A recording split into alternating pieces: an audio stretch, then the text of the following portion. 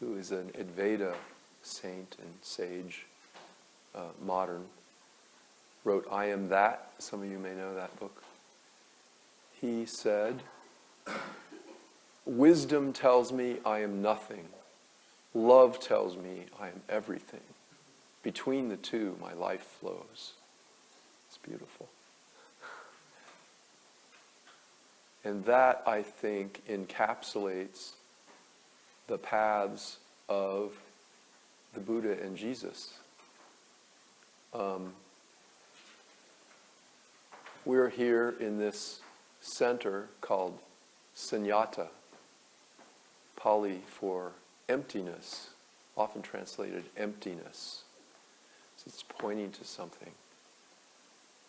But emptiness is not nothingness. You could say emptiness is fullness, even, if you wanted. And it would be accurate.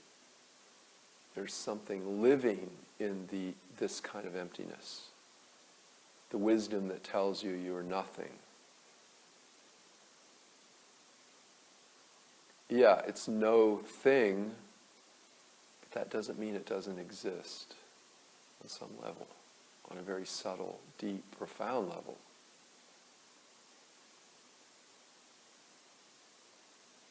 And I think that the journey to awakening is a journey that tells us we're nothing and tells us that we're everything, both. So the path of the Buddha and the path of the Christ are complementary paths.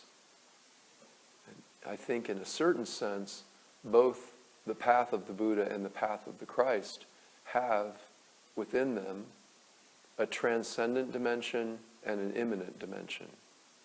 So a dimension of awakening that awakens up and out of a merely human identity, that we realize, okay, I'm not limited to this human identity. I'm not only a human being. There's this transcendent dimension to who and what I am. And we need to see that directly. We need to awaken to that. But then there's a return movement. I call the whole thing full circle awakening. We awaken up and out of the merely human dimension into a divine, transcendent dimension. But then the movement of that transcendent energy, that divine energy, is it wants to manifest. It wants to incarnate. So the symbol of the Buddha sitting under the Bodhi tree and leaving his princely life and leaving his family, leaving even his wife and child, to renounce, to go forth, to find that transcendent dimension within himself. The image of the Buddha kind of represents that transcendent movement of awakening. But the image of the Christ represents largely the immanent, embodied dimension of divinity becoming a human being. Because once we awaken to that transcendence, the energy of the transcendent divine is to manifest. It's the movement from the unmanifest to the manifest. Look around. There's all this manifestation. It's just what that transcendent, unmanifest, formless reality seems to want to do, isn't it? And there's all this evidence of it everywhere you look.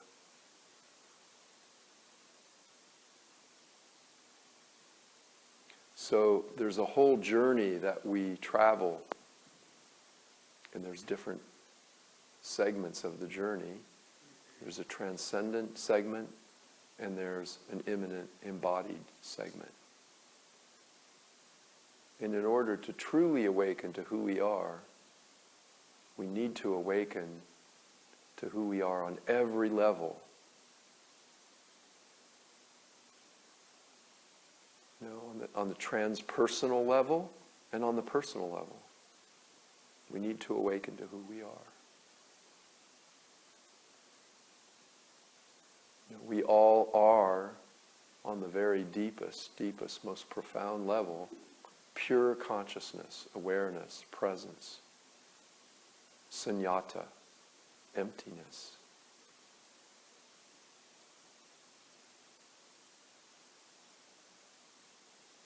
But that emptiness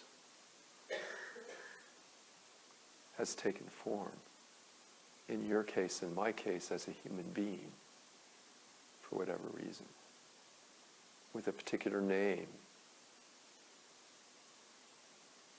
and form, with a particular smile.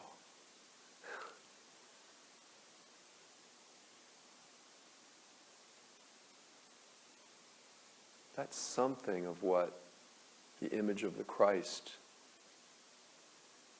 the divine becoming a human being, that's kind of what that's pointing to, I think.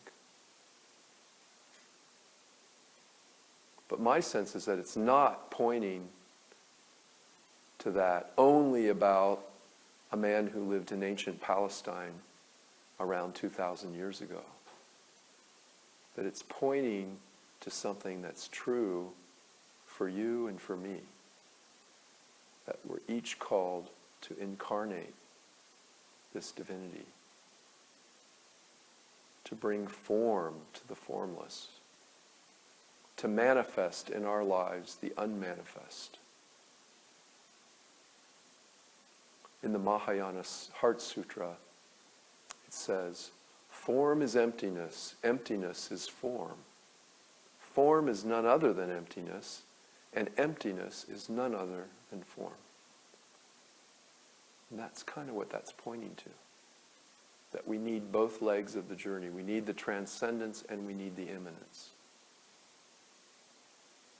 It's just the way reality unfolds.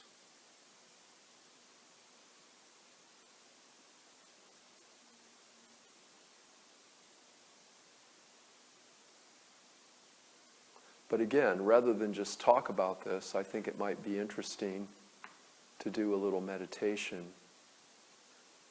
that can point to this in our own experience, can point to the sunyata within us. And then we can see if it's nothingness or not. Maybe there's something living in that. But don't believe me just because I say it. We'll point to it and you can look for yourself and see how you feel about it. It's maybe another way of touching into this sense of presence that really represents both the Buddha and the Christ. But first we'll do this little guided meditation on sunyata, emptiness. I've actually come to call this not emptiness, but unconditional openness or absolute openness, because I think it kind of captures more fully the real spirit of it. Emptiness kind of denotes for people nothingness or nihilism or something. And I don't think that's quite accurate. But we'll just look at it. We'll just point to it and look at it and see how that is for you. So just close your eyes. Be aware again of your breath. Let that be your anchor in the present moment. The breath coming in and going out effortlessly, just by itself. Just be present to the breath.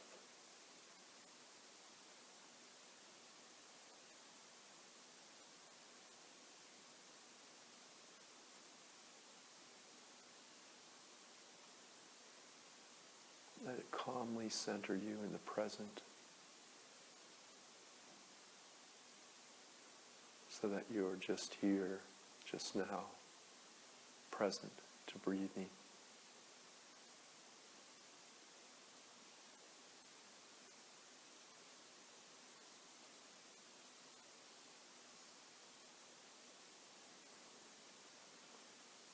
I want you to open your eyes gently. Don't look at anything in particular, but just be aware that you're sitting in a room. See what you see, what's in front of you. You can maybe look around a little, look up to the side, look around a little. Be aware that you're sitting in this building, in this room. And there are various objects in the room that you're aware of. There are beams on the ceiling. There are walls. There's a floor, a wooden floor. There are mats. There's a Buddha statue. There are people sitting in the room. Chandeliers hanging from the beams. Various pictures here and there on the wall. All kinds of objects appearing in this room that you're aware of, that you're present to. But now I want you to shift your attention ever so slightly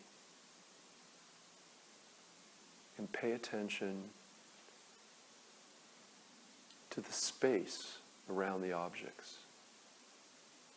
Be aware that every single object in this room, including you, is completely enveloped in space, surrounded by spaciousness.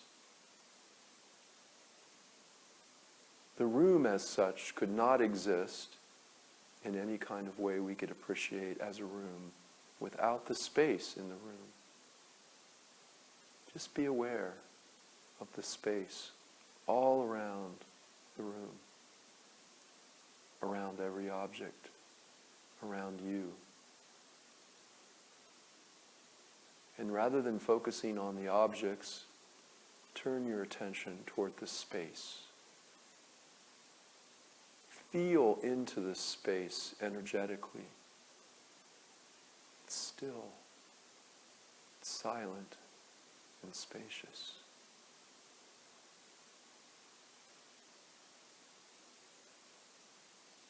Even the silence in the room is a kind of auditory space. There are little sounds here and there appearing, the sound of my voice, the twittering of birds, the shifting of a body in the chair, creak of the floor, a fly. But all the sounds are appearing in the spacious silence, and they're disappearing back into it. So the room is filled with space. Every object in the room surrounded by space. And now, just contemplate the fact that space is all around you, and also space is within you. Just be conscious of the fact that even on a cellular level, you are made up of atoms, molecules, protons, electrons, neutrons spinning in your body, making up each atom, makes up each cell. And within each atom, there is space within your body and outside your body. Between the organs in your abdomen, there is space here and there. Your body is not a solid, compact substance any more than this room is a solid, compact substance. So the space around your body allows your body to be in this room, and the space within your body allows your body to function, to exist as a live human body. So just contemplate the reality, the fact that you are surrounded by space, and space is also within you. A spacious openness within you and without you. And note that this building is appearing in space. It's surrounded by space. Space fills the inside of the building, and space surrounds the outside of the building. So everywhere, anything that could be said to exist, exists within spaciousness.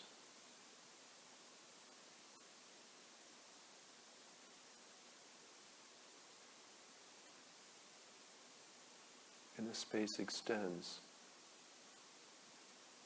and it surrounds every object on the planet.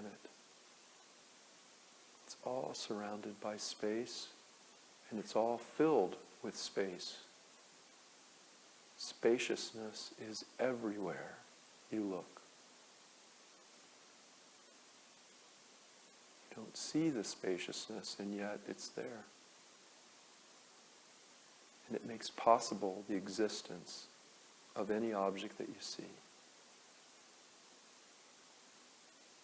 And the whole planet is surrounded by space.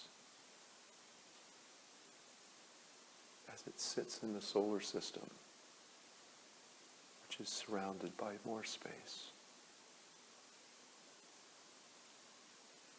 The entire cosmos is filled with space, and every object appearing in the cosmos contains space. Sunyata, emptiness.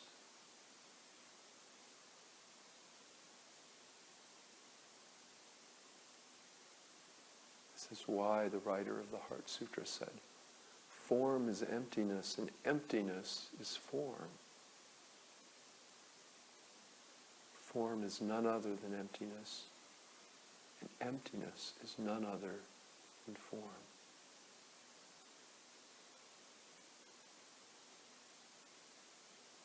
Rest as the silent spaciousness that fills you, it fills the room, it fills all things and surrounds all things.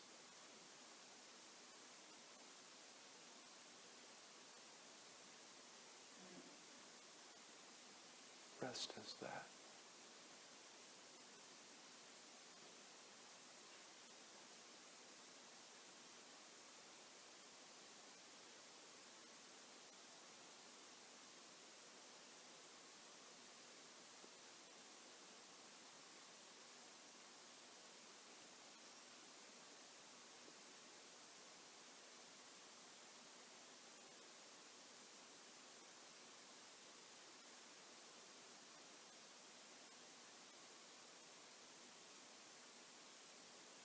Can't hold on to the space.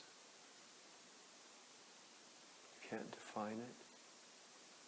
You can't describe it. But you can rest in it. You can rest as it.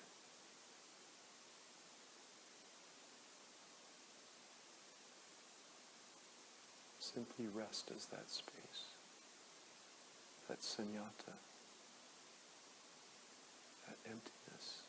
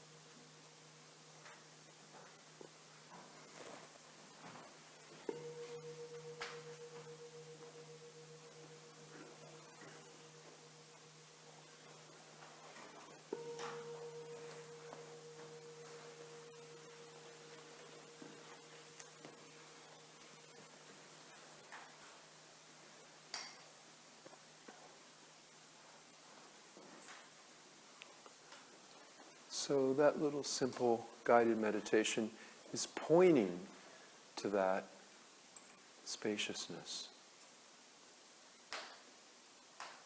Some traditions would call that spirit. It's really not different than spirit. So is that nothing? What do you think?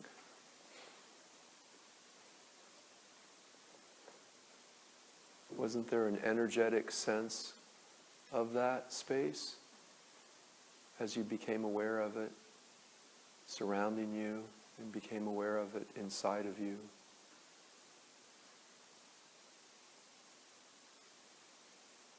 Was it dead nothingness?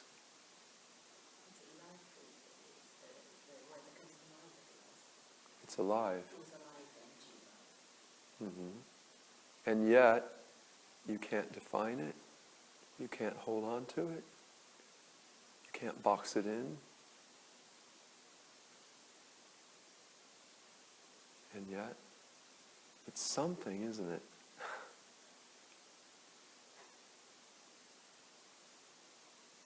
It's a little clue. It's a little glimpse. It's a little pointer.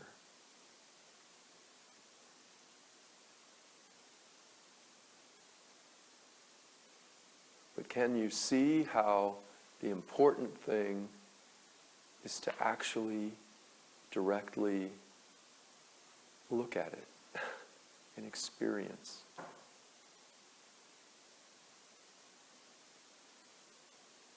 I can talk about it in a certain way. I can kind of talk around it.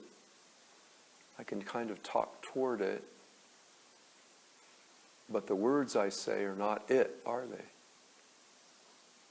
Because it can't really be put into words completely.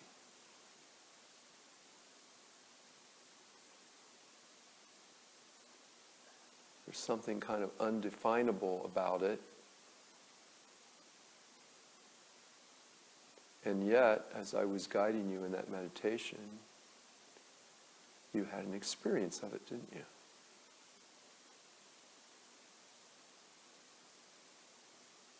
Francis, could you say some word about how difficult as emotion can be for our mind when we can't define it or grasp it or whatever? How difficult it can be for our mind to accept that reality then? Difficult would be one word. I would say the mind can't grasp this. You can't grasp it. No. So, yeah, that's difficult for the mind. Because the mind loves to try to grasp. And this is the one thing it can't grasp. Because it's no thing. It's not a thing.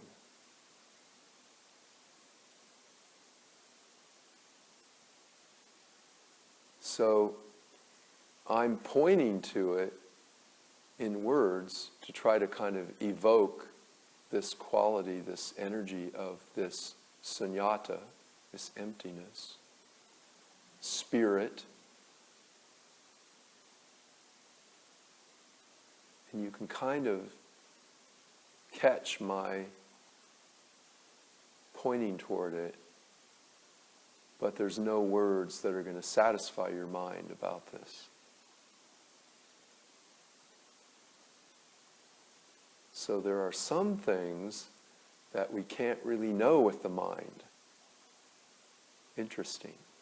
Because our minds kind of are convinced that they can know something about everything. And yet there are some matters in which the mind isn't all that useful. So we have to know it on some other level. And that's why little exercises like that are important, rather than me just sitting and talking about it till I'm blue in the face. You know. That's why I like to throw in these little experiences.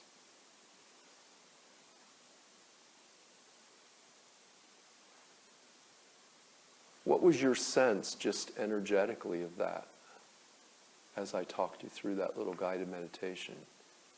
What were you feeling?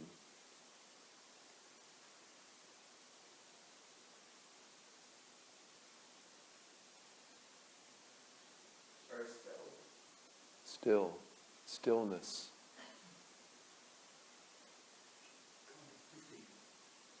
Easy effortlessness. Oh, aliveness then. Kind of, yeah. Something alive. Still, silent, and yet alive. Like static? Hmm.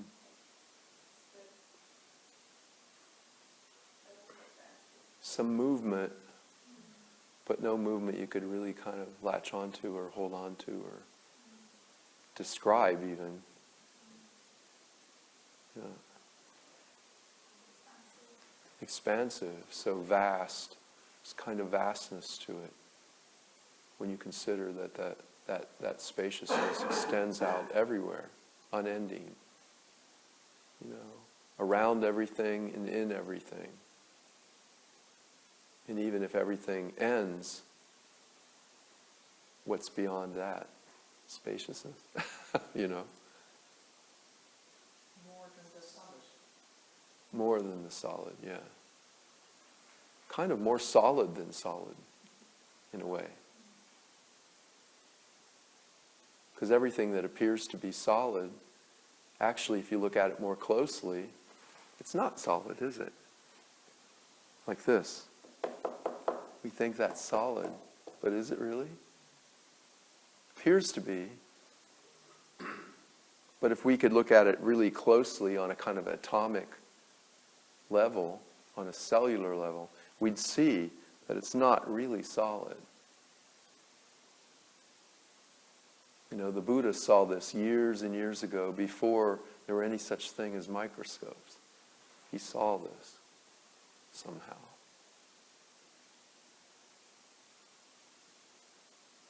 So this spaciousness, this emptiness, kind of represents, in some ways, the Buddha represents this movement into that spaciousness, into that unconditional openness. And we need to wake up to that. We need to really see that and experience that within us and all around us. And if we really awaken to that on a deep level, then we look out into the world and we respond to the world from that place of Sunyata. Sunyata Centre, it's a good name. Because it's the center, Sunyata. It's at the center of everything. It's at the center of you and me. And an awakened life is perceiving everything from that center of emptiness, from that center of spirit, some would call it. That's unconditionally open.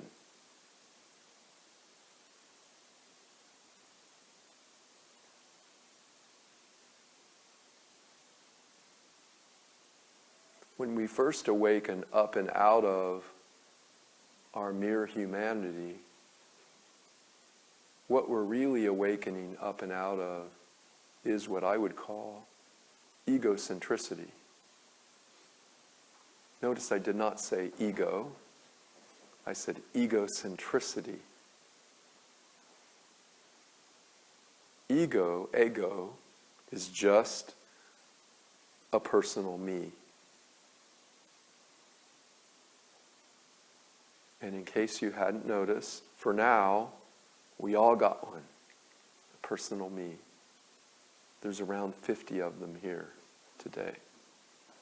And if you go to each place and look in each face, you'll see a personal aspect. We're all human beings, we all agree on that.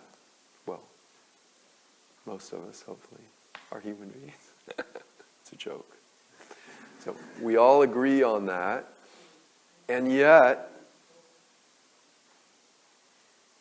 Are there any two faces here that are the same? Not really. There might be a few that sort of resemble each other, but they're different. They're unique.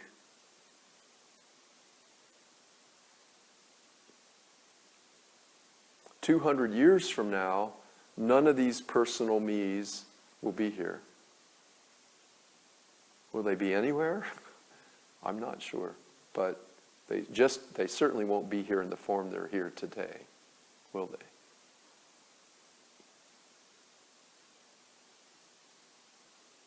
And probably, unless some of us invent some great invention or discover some cure for some disease or something, or become president of the United States, it will be as if we never existed.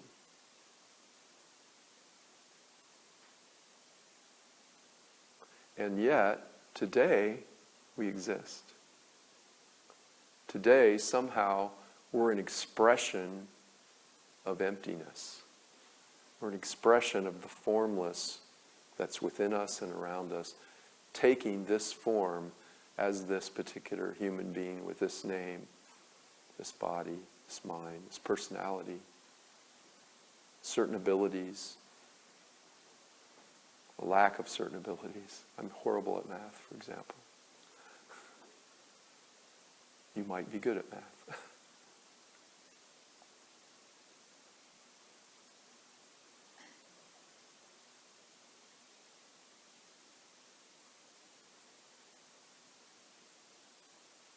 So remember Nisargadatta. Wisdom tells me I am nothing. Love tells me I am everything. Between the two, my life flows.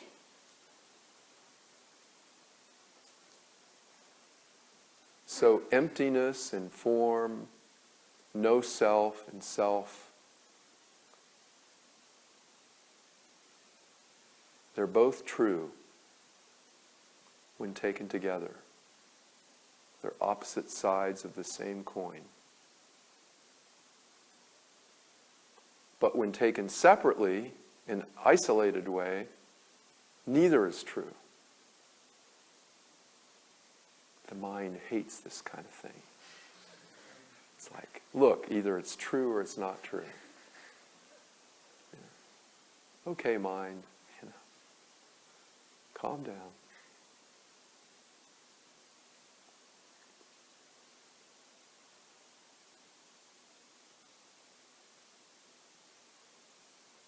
The truth is bigger than true or not true. It transcends that. It can't be really talked about in that way. It's something much bigger and vaster than that.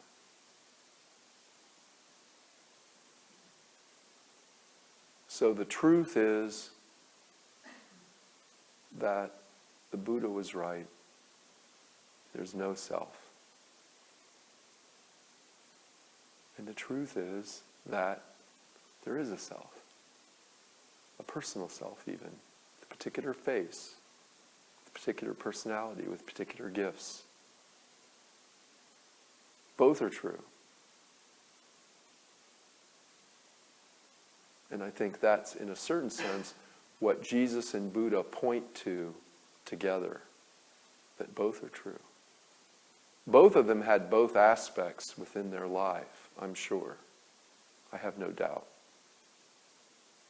But as archetypes, they each point sort of differently.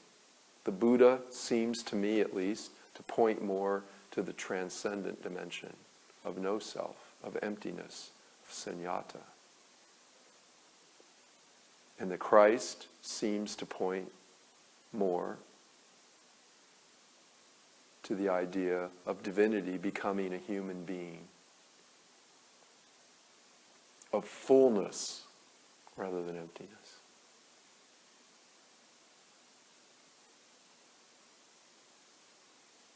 But these two truths are not mutually exclusive. They flow in and out of each other. Wisdom tells me I am nothing. Love tells me I'm everything. Between the two, my life flows.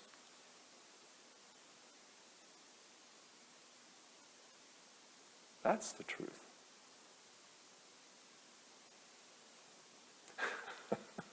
It's funny, isn't it? And yet, there it is.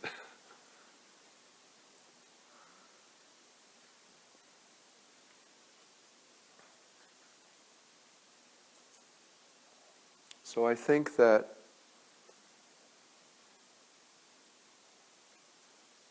this is another way in which the archetypes of Jesus and Buddha are both pointing to this paradoxical, ironic truth that form is emptiness and emptiness is form.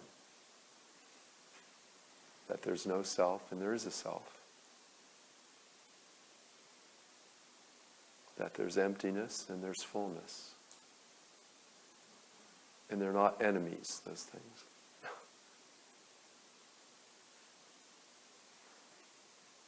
Does anybody here wear contact lenses? Probably somebody. We've all seen contact lenses. Have you seen a contact lens? Looks kind of like that.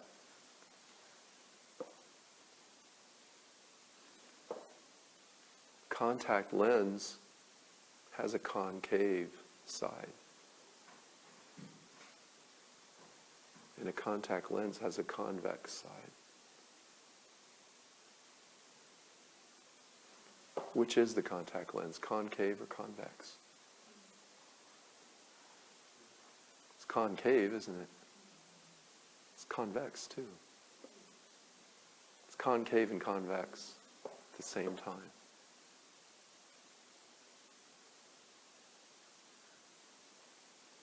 These are fingers. They call these fingers. This they call a thumb. This they call an index finger. This they call a middle finger, a ring finger, and a pinky finger. This is useful for hitchhiking. This is useful for pointing out somebody's flaws, including your own. This is useful on freeways when people cut you off. This is useful if you get married, or if you graduate from an Ivy League college and get a ring, or if you win the Super Bowl, or whatever the equivalent. Do they give rings for soccer champions? They do for football.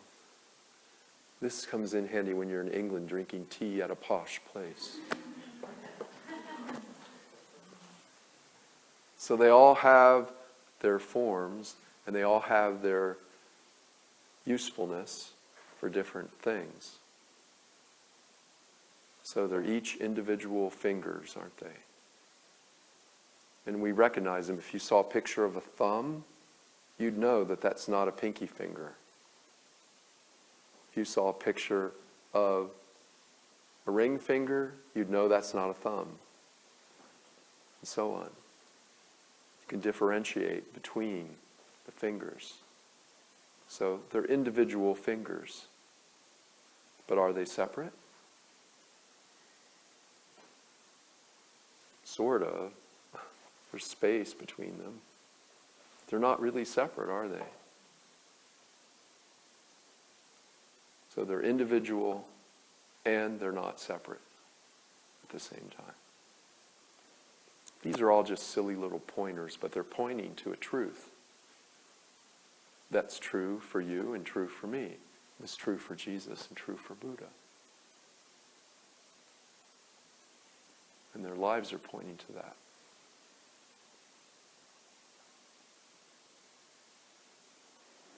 You know, the mind wants to make it either or. You know, either there's a self or there's not a self. Either there's emptiness or there's form. You're wrong and I'm right. You know, that's what minds do. They divide the world up like that.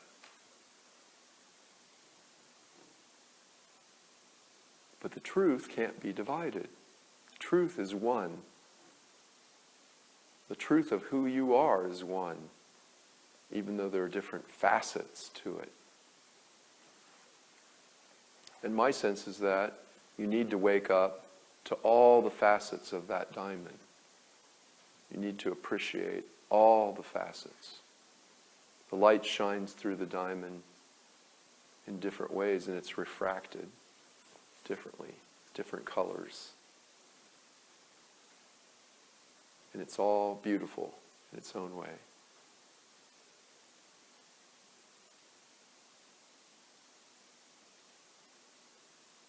So the emptiness piece is not nothing.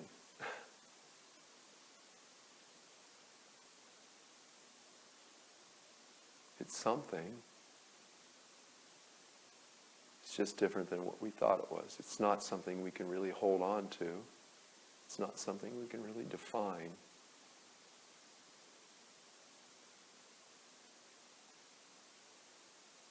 And yet it is something we can know. We can know it directly. And when we move through the world from that place of presence, of unconditional openness, of spirit, of sunyata, of emptiness, whatever you want to call it, then we move through the world a lot more spaciously, a lot more skillfully, because we're not any longer reacting to the objects that are arising, but we're responding to them. There's an allowing of them.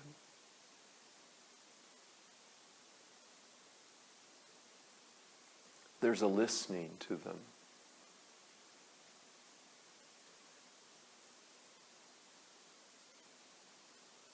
And that's kind of what the images of Jesus and Buddha point to, is that we can live from a different place than we've lived from.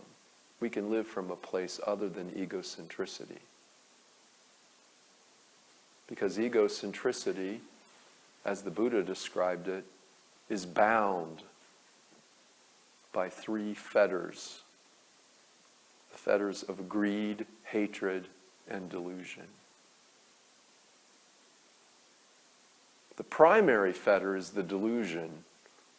And the delusion is that we think that the little me, the personal me, that does exist, kind of temporarily, that it's the center of the universe. And that's pretty darn deluded, isn't it? Because have you noticed that the rest of the universe doesn't get that? I've noticed.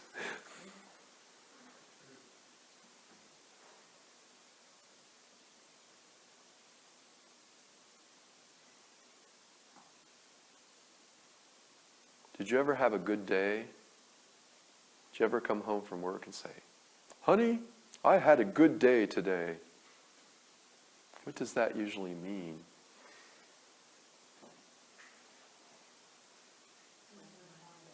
Things went my way. I got my way. At least for one day. At least for about 2 minutes in the day. I got my way. That's what we call a good day.